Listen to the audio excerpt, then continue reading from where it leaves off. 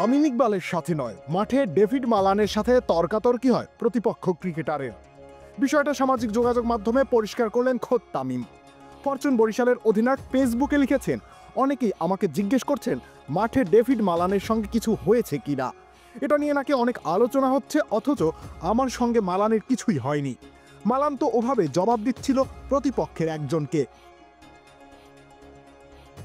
Fortune বরিশালের এই দুই ওপেনারের মধ্যে ভুল বোঝাবুঝি হয় চট্টগ্রাম কিংসের বিপক্ষে, যার ফলশ্রুতিতে রান আউট হন তামিম। মালান তখনই সরি বলে দেন তামিমকে। স্বাভাবিকভাবেই হতাশ হয়ে মাঠ ছাড়েন তামিম। মাঠের মধ্যেই তখন লঙ্কান ক্রিকেটার বিনুরা ফার্নান্দোর সঙ্গে গোল বাঁধে মালানের। কারণ জানা না গেলেও দুজনের মধ্যকার তর্কাতর্কি ক্যামেরায় স্পষ্ট ধরা পড়েছে। ম্যাজিক হার্বাল টুথপেস্ট দূর করে দুর্গন্ধ সৃষ্টিকারী দাঁতের সমস্যা। ইয়েস, দেখাও তোমার ম্যাজিক। অবশ্য কিছু কিছু জায়গায় তামিমের সাথে মালানের গন্ডগোল বেঁধেছে বলে চালিয়ে দেওয়া হয়, সেটা নিয়ে ক্ষিপ্ত তামিম। তিনি লিখেছেন, মাঠে দুই ব্যাটসম্যানের ভুল বোঝাবুঝি হতেই পারে, তাৎক্ষণিকভাবে হতাশা প্রকাশ করাও স্বাভাবিক।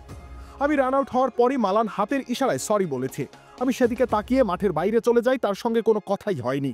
কাছেই থাকা প্রতিপক্ষের একজন ফিল্ডার যখন মালানকে একটা কথা বলেছে যা তার ভালো লাগেনি, মালান সেই ফিল্ডারকেই জবাব দিচ্ছিল, তার দিকেই এগিয়ে যাচ্ছিল, অথচ সেটাকেই অনেকে বানিয়ে ফেলেছে আমার সঙ্গে নাকি মালানের ঝামেলা হয়েছে।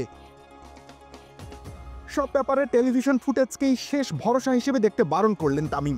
তিনি বলেন, কোনো ঘটনা তো হুট করে হয় না, এটার পেছনে অনেক ঘটনা থাকে। মাঠে এরকম অনেক কিছুই হয় যা টিভিতে পুরোপুরি ফুটে ওঠে না, এবং সেটা উচিত নয়। কিন্তু টিভিতে দুই একটা দৃশ্য দেখেই চূড়ান্ত ধারণা নেওয়া উচিত নয়। একই ম্যাচে অপরাজিত হাফ সেঞ্চুরি করে ম্যাচ জেতান মালান। ডাগআউটে বসে তালি দিয়ে সেই অর্জনকে সম্মান জানান তামিম। ফলে তাদের মধ্যে ঝামেলা দেখতে পাওয়াটা আসলে বোকার রাজ্যে বাস করার শামিল।